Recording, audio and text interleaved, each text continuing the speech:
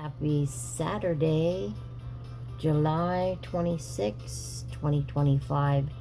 And so it is in the afternoon here. Beautiful day, sun shining.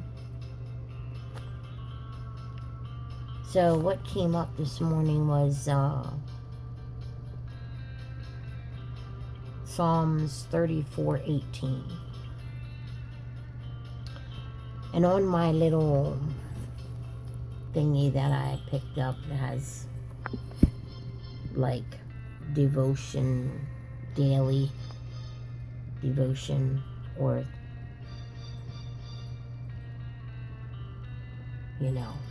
daily thing for calendar wise.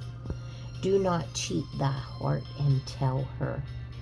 Grief will pass away. Hope for fairer times in the future.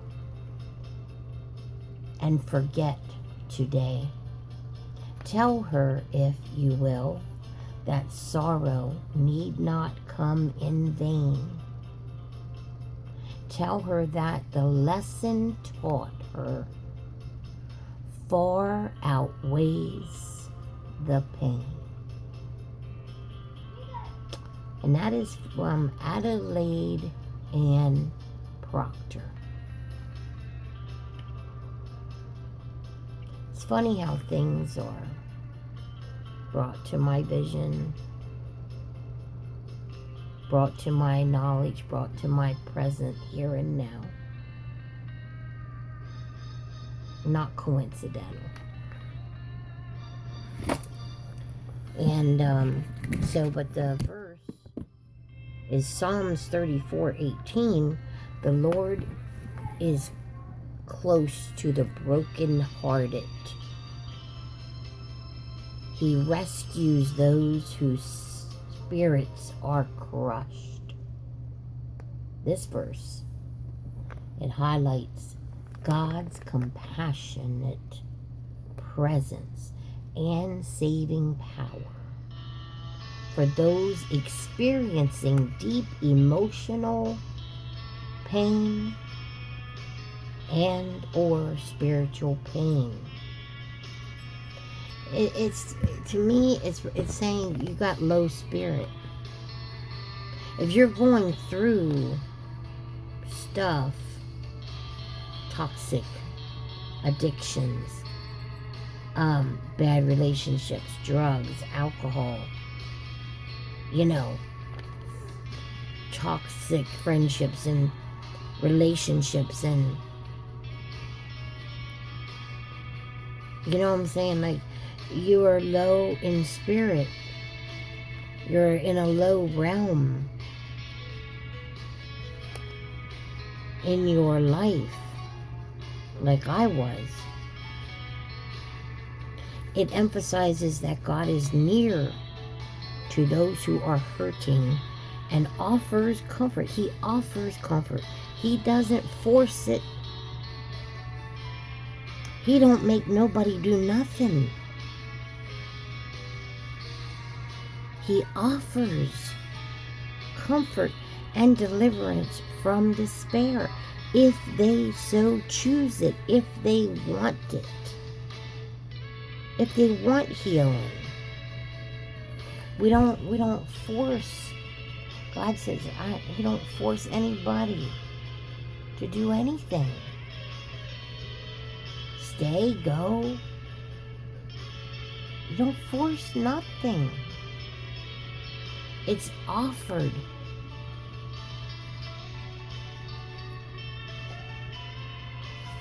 Okay,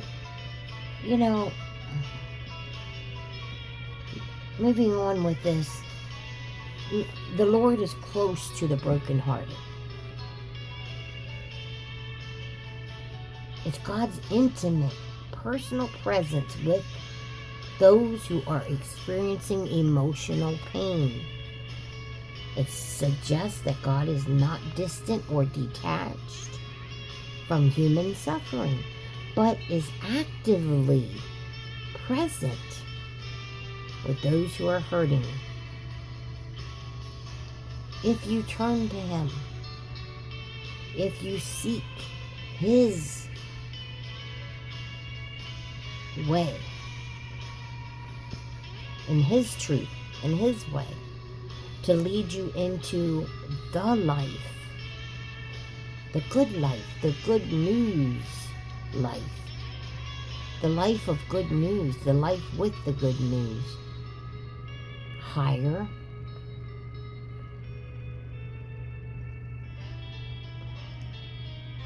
if you want to say standards, dimension, a higher realm.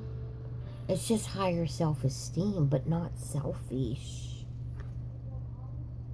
We don't allow ourselves to get kicked around or disrespected. We walk away from that. Not continue to stay in it. It's not love, you know what I mean?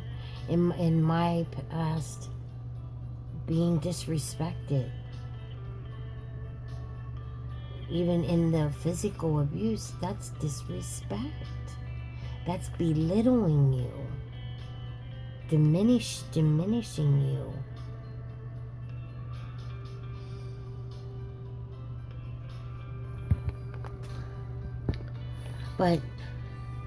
And saves those who are crushed in spirit. Now, this highlights God's power to rescue and restore you, me, who feel overwhelmed and defeated. It signifies that God's saving grace is available to those who are in a state of deep distress and despair. In other words, hey, I'm right here. Turn to me. Turn to me. You know, he's right there.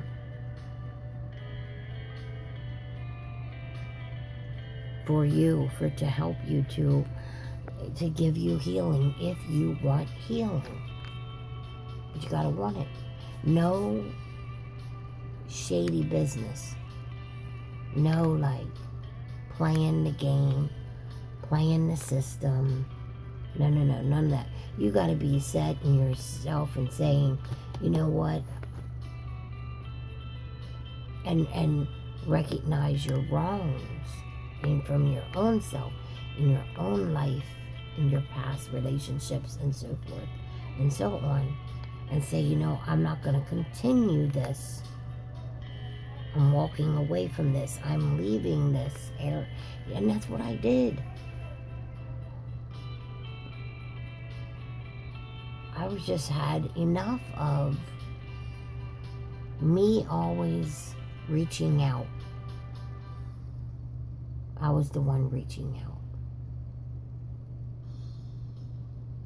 It was not the other way around.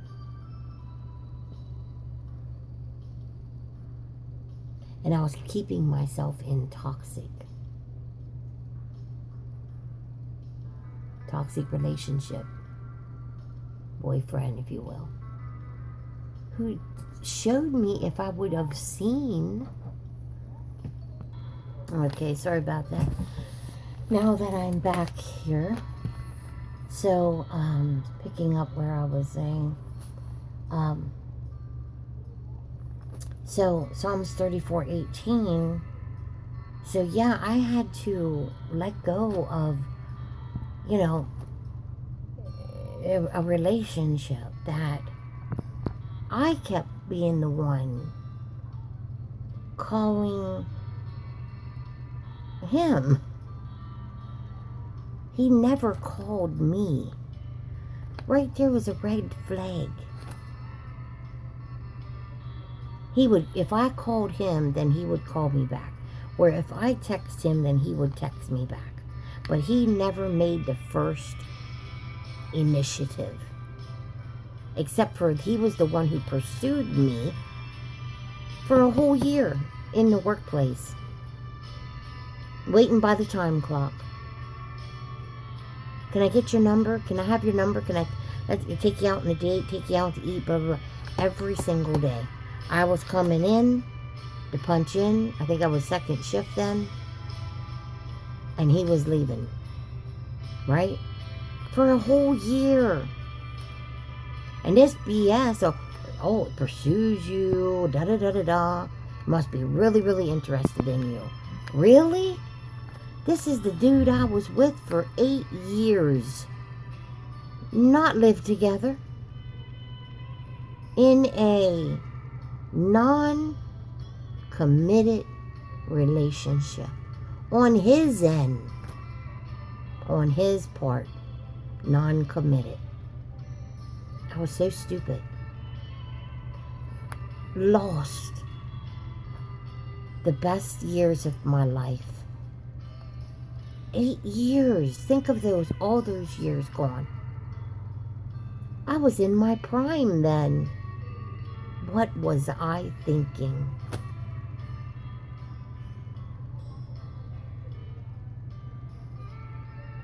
I even got to meet his mom, his family, his kids, all of that.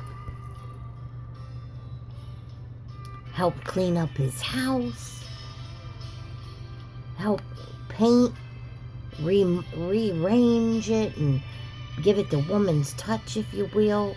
The outside, the flowers, all of that. What was I thinking?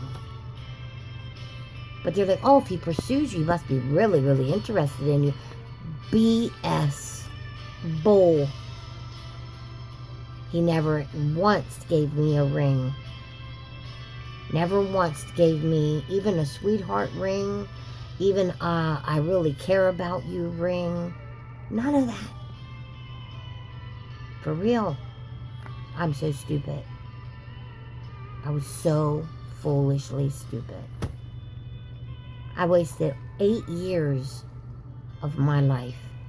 He pursued me for a whole year in the workplace. Asked me every single daggone day. And I kept saying no. Nope, not interested. And I broke down and gave in. What the hell was I thinking? And the thing is, the stupid thing is, there was rumors about this individual in the workplace.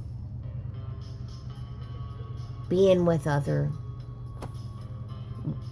female workers. There was rumors about it.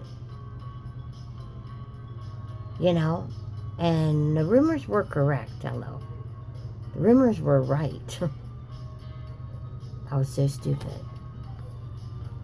That's the hardest thing for me. Is that I lost all those years. But I went about it the right way and the wrong way. And neither way worked. I had people telling me, you don't say you love them first. You don't jump in the sack with them. You let them pursue you. You go out on a date. You come home. Or you meet him someplace and that's how I did with this one. I met him at a location, a restaurant or a diner. I think it was that. And I had my own car. And I left in my own car. So don't give me this crap, people. Okay, because I did it the wrong way and then I did it the right way. Of not jumping in the sack. Not being all about sex. Not even allowing it to take place. Now you tell me. I wasted 8 years of my life with this individual. I got to know his family, his kids. We were together all the time. Most of the time. Go yard sailing. Go into the thrift stores and, the secondhand stores and just, looking around, checking, seeing what we could see and, clothes and all this and that. And then it was going out to eat. You know, getting movie from the, remember the red boxes? The red box, getting movies out of them and going back to the house and, watching a movie and making good eats, It's for 8 years. I met nothing. Nothing.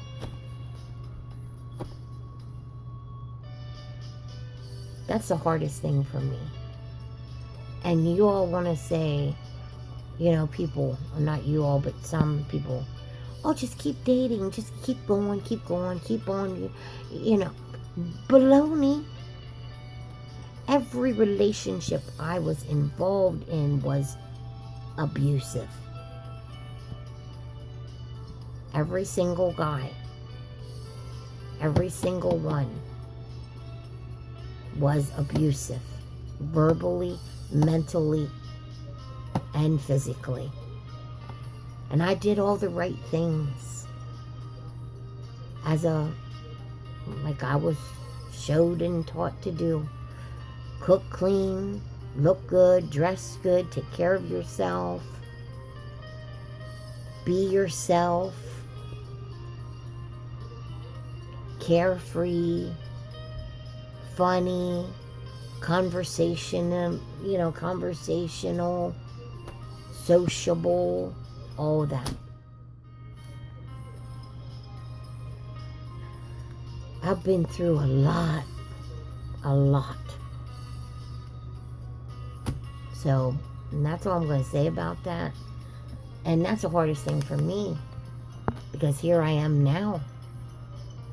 I'm in my last quarter, if you will, of my lifespan.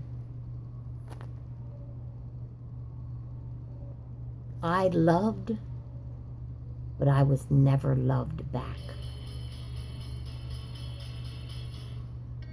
And you want to say, oh, well, grandkids or your own kids or nieces and nephews and all that. No, they flew away. They grew up and they got wings and they flew away. They don't call. I tried to be the one to stay in contact.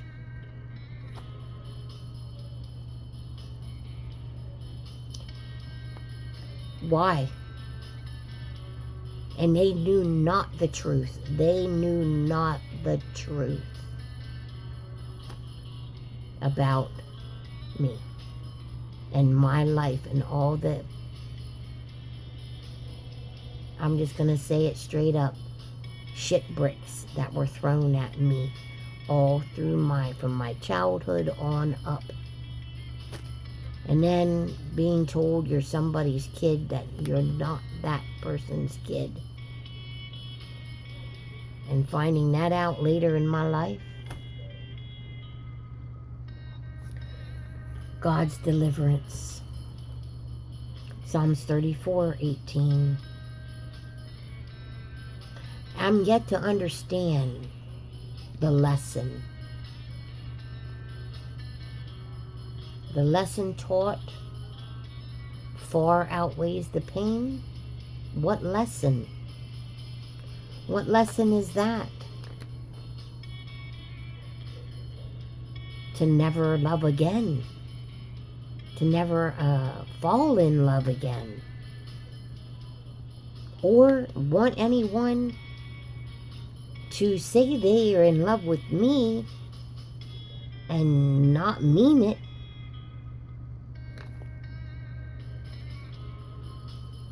Or pursue me thinking they're interested in me, and not supposed to show me, oh, they're interested in me. Whatever, right? Oh, hell no. And I know I'm talking the word of God here, and I'm using some language, but I think the good Lord up here, He totally gets it. He understands. Man plays it as mankind plays a game. It's head games. Head games. now that I can see spiritually and hear spiritually, it's very, very clear.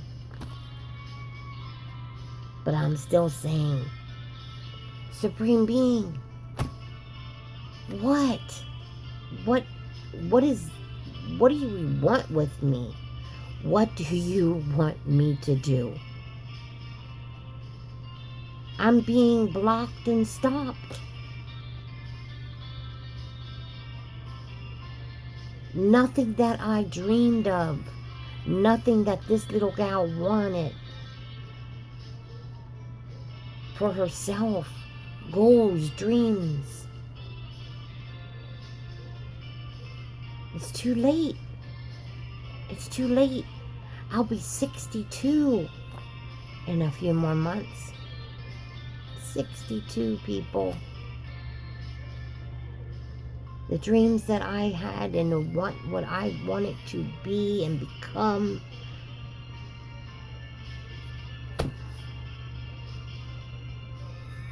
Regrets. Yeah. I have a lot. A lot.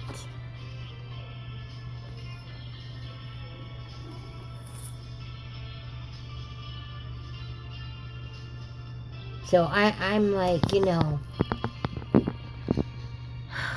I don't know. I'm just trying to get on and here and say, you know, for the most part, God has always been there, even when I didn't even call out to, throughout my life. But I was put in a lot of crap, a lot of BS. I really was. A lot. More than what anybody even knows of. Even my own siblings don't even know. Neither did my 2 children. They didn't know either. But, you know, the part of this is, and saves those who are crushed in spirit. God's power to rescue and restore. I'm yet to be rescued. I'm yet to be restored. It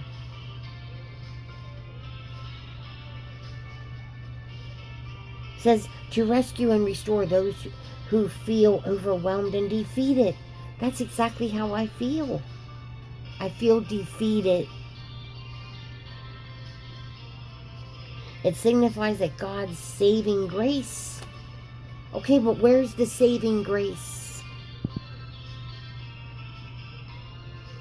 By not allowing me to be myself, to be me, saving grace is available to those who are in a state of deep distress and despair. I may be a smile on my face, but I am in deep distress. And I am in deep despair. In here. In my heart. I am in deep distress and in deep despair. And I always will be. And I'm afraid this will never leave me. I am afraid it will never disappear from me. Psalms 34:18 offers comfort and assurance that God is present with those who are brokenhearted and provides hope for those who feel crushed in spirit, promising their deliverance. That's all I got to do. That's all I got. That's all I got to hold on to is hope.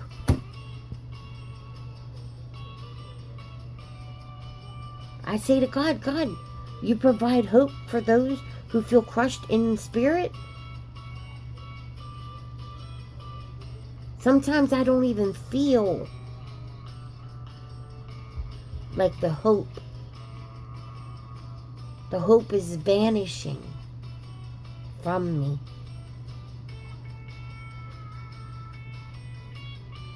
Because, yeah, I'm crushed in spirit, promising their deliverance.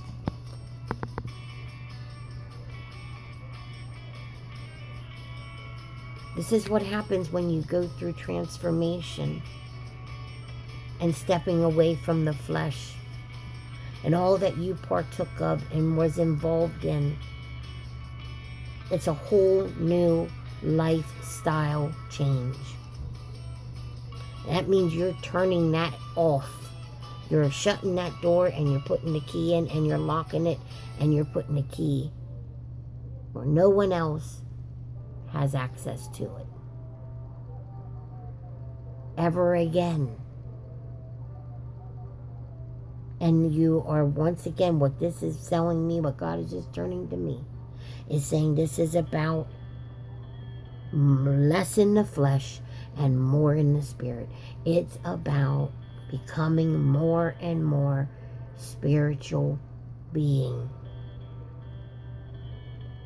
Higher and higher in spiritual essence.